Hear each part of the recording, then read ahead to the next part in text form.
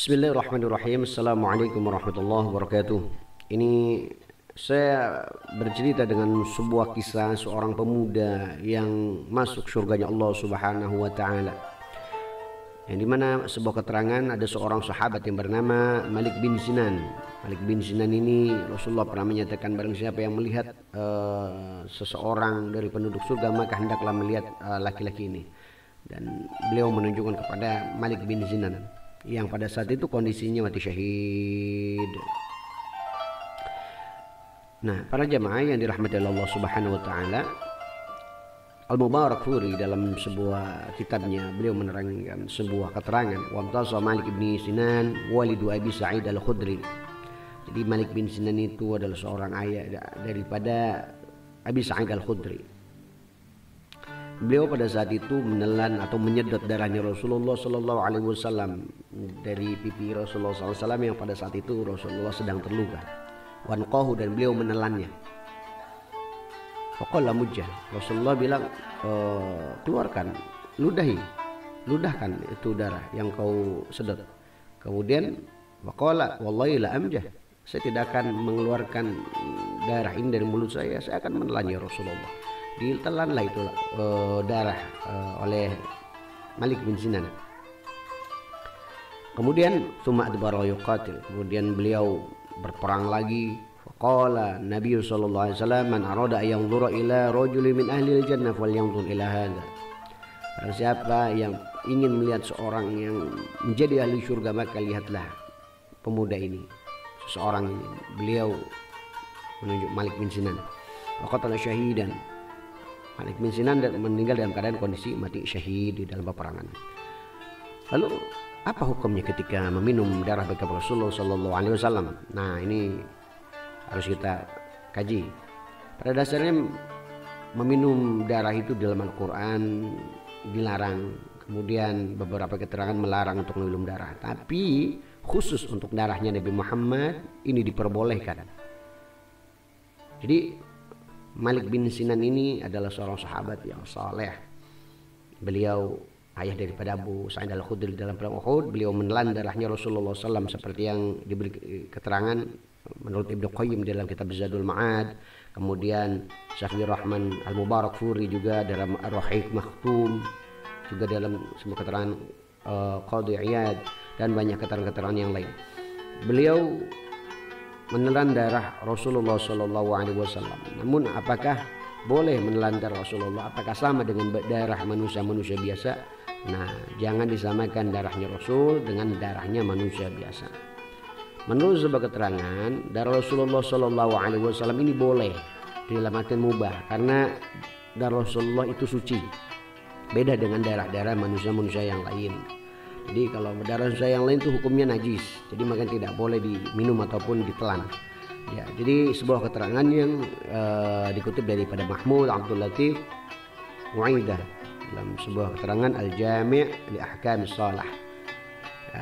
Nah, hal ini termasuk khususiat untuk Rasulullah. Jadi Rasulullah itu khusus, apapun yang ada dalam tubuh Rasulullah itu adalah suci, bersih, termasuk darah beliau.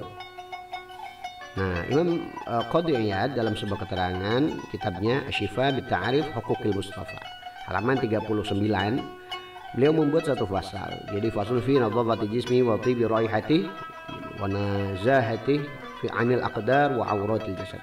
Di fasal tentang kebersihan tubuh ya, dengan kewangian bau badan dan kebersihan dari kotoran-kotoran itu, bahwa Imam Qadhi Iyad menyatakan khususiat Nabi Muhammad SAW, wa amma nadhafatu jismihi wa tibu rihihi wa araqihi wa nazahatihi min 'anil aqdar wa auratil jasad, fa kana qad khassahu Allahu dzalika bi khasa'is lam tujadu fi ghairihi.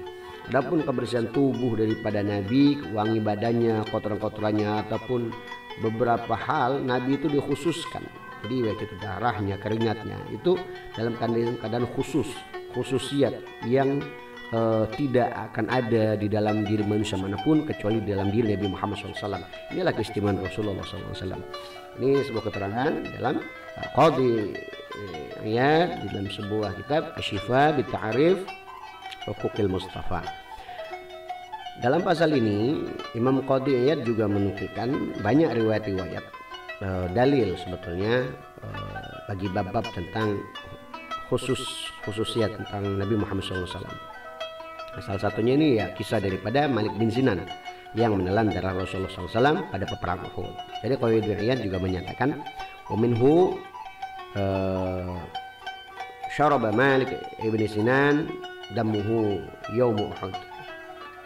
Jadi Malik bin Sinan meminum atau menyedot darahnya Nabi Muhammad SAW pada peperangan Uhud. Jadi tapi memang atas adanya izin dari Nabi Muhammad SAW untuk melakukannya. Jadi sehingga dalam sebuah keterangan tersebut laung tusibun nar. Jadi Nabi Muhammad SAW menyatakan ini Malik bin Sinan ini tidak akan tubuhnya tersentuh neraka karena ada darah sucinya Rasulullah SAW. Ya. Nah, inilah kehebatan khususiyah Nabi Muhammad SAW. Bahkan Sayyid bin Thalib sendiri seumur hidupnya walaupun tidak memeluk agama Islam, tapi beliau selalu memeluk Nabi sehingga tubuhnya tidak pernah tersentuh api neraka. Ini yang khususiyah daripada baginda Nabi Muhammad SAW. Luar biasa. Nah, kita harus selalu banyak bersolat kepada Nabi. Kemudian riwayat juga dinukilkan daripada Imam Iyad. Ini adalah suatu tindakan daripada Abdullah bin Zubair. Jadi yang meminum darah bekam Rasulullah SAW. Dan tindakan ini tidak diingkari oleh Rasulullah SAW. Jadi Abdullah bin Zubair tidak dilarang oleh Rasul. Jadi ketika meminum darah bekamnya Rasulullah SAW. Nah, diriwayatkan pula seorang wanita yang meminum air kencing. Jadi memang sesuai khususiat daripada Nabi Muhammad SAW. Jadi la tashtaki wa ju'ubatik abadan. Jadi kamu tidak akan pernah mengeluhkan sakit perutmu selama-lamanya. Jadi ada seorang wanita di zaman Rasul tidak tahu kalau itu adalah air kencing Rasulullah, kemudian dia meminumnya. Rasulullah menyatakan kamu tidak akan sakit perut selama-lamanya. Nah, beliau meminum air kencing Rasul dan ini tidak diharamkan karena ini adalah sesuatu dari tubuh Nabi Muhammad SAW. Beda dari tubuh kita. Kalau kita minum air kencing ya najis, meminum darah sendiri ya najis ya. Siapapun. Jadi ini taksis untuk Rasulullah SAW.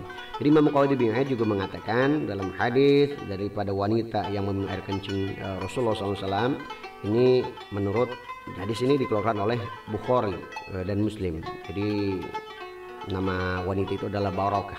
Jadi ini keterangan daripada kitab Asy-Syifa bi Ta'rif Huquqil Mustafa halaman 40. Dengan demikian jelas kalau meminum darah Rasulullah itu diperbolehkan karena hukumnya mubah, karena sesuatu yang keluar dari Rasulullah itu tidak najis, baik itu air kencingnya, darahnya itu diperbolehkan ya di zaman itu ya. Tapi kalau kita meminum darah siapapun, entah darah kekasih ataupun darah seorang ustadz ya, nah itu tidak boleh karena tetap diharamkan, karena beda darahnya kita dengan darahnya Rasulullah SAW. Semoga dari kisah ini kita bisa semakin cinta kepada Rasul dan semakin taat terhadap menjalankan sunnah-sunnahnya Rasul juga yang paling penting, dan semoga kita selalu diaku jadi umat Rasulullah SAW. Terima kasih. Wassalamualaikum warahmatullahi wabarakatuh.